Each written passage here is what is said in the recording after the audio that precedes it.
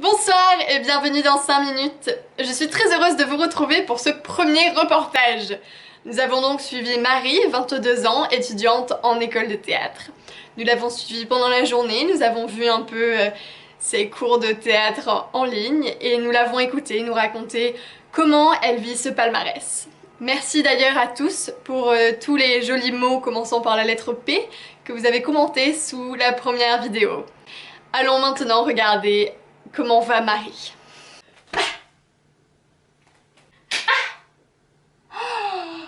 Mais...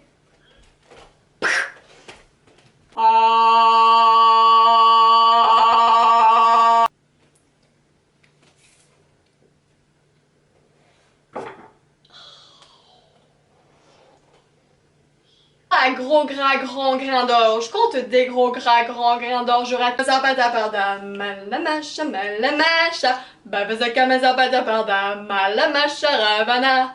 Ne t'ai plus parler que de toi-même. Venge-toi. Enfin honnêtement en ce moment c'est dur. Enfin, ça fait quand même quelques temps.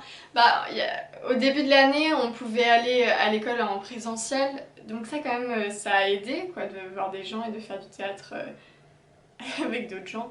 Mais là, ça fait quelques semaines que maintenant, on est tout à distance et tout en ligne. Voilà, l'école a voulu prendre des mesures de précaution. Et puis c'est aussi, c'est une organisation quand on sait jamais s'il y a un confinement, couvre-feu, donc l'école préfère nous garder à distance pour l'instant. Et c'est vrai que je sature, je pense comme tout le monde qui doit faire les cours en ligne. C'est très dur de faire du théâtre en ligne. Pour moi, le théâtre, c'est quand même une expérience commune. On a besoin de l'énergie d'une autre personne et c'est très dur sur internet, à travers un écran, de créer une connexion, une relation avec son partenaire. Des fois c'est juste à cause de la wifi qui est nulle et que du coup l'autre personne bug tout le temps ou toi tu bugs et donc c'est très dur de faire une scène. Et puis il y a toujours un décalage, du coup les profs ils croient qu'on fait des pauses dramatiques et en fait non, c'est juste qu'on attend que l'autre ait fini de parler mais il y a un petit décalage. Ouais, c'est juste dur de créer une relation avec un écran. Et puis après, on a des cours un peu de danse, c'est très dur de danser dans un petit espace. Je me cogne beaucoup, donc j'ai dû, je change beaucoup de choses. Et les cours de voix, mes voisins commencent un peu à avoir ras-le-bol quoi, de mes vocalises et des scènes où je dois parler plus fort. Donc c'est vrai que maintenant je choisis plus de scènes de dispute ou des scènes où mon personnage s'énerve. J'essaie vraiment de... je veux pas déranger les gens. Enfin, c'est surtout que on doit cohabiter tous ensemble pendant cette période. Donc non, c'est pas facile. Et puis j'ai l'impression...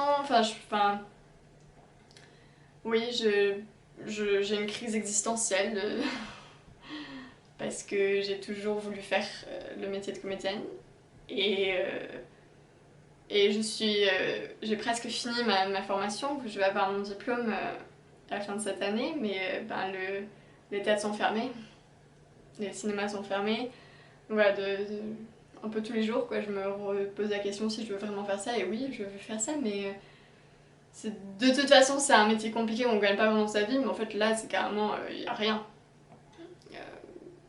Et ça va être dur, c'est très dur, il n'y a pas de motivation, il n'y a pas d'inspiration qui vient de l'extérieur pour nous aider.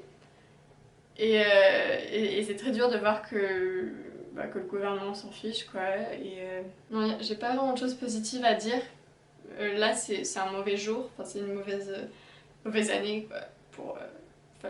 Fallait me demander avant la pandémie, j'allais très bien. Non, un dernier mot, je sais pas, quand les théâtres rouvriront quoi, venez au théâtre. Voilà donc Marie. Donc clairement vous voyez lui tout votre amour, elle en a besoin, beaucoup besoin. Bon, je voulais moi avec cette émission vous apporter un petit peu de douceur pour vos soirées ou vos journées, vos matinées. Mais voilà, tout notre amour à Marie. Et Et oui, nous irons au théâtre quand les théâtres rouvriront, bien sûr. Voilà. Hein. Donc j'espère que le prochain reportage sera un petit peu plus joyeux et que nous pourrons un petit peu rire. En attendant, bonne soirée.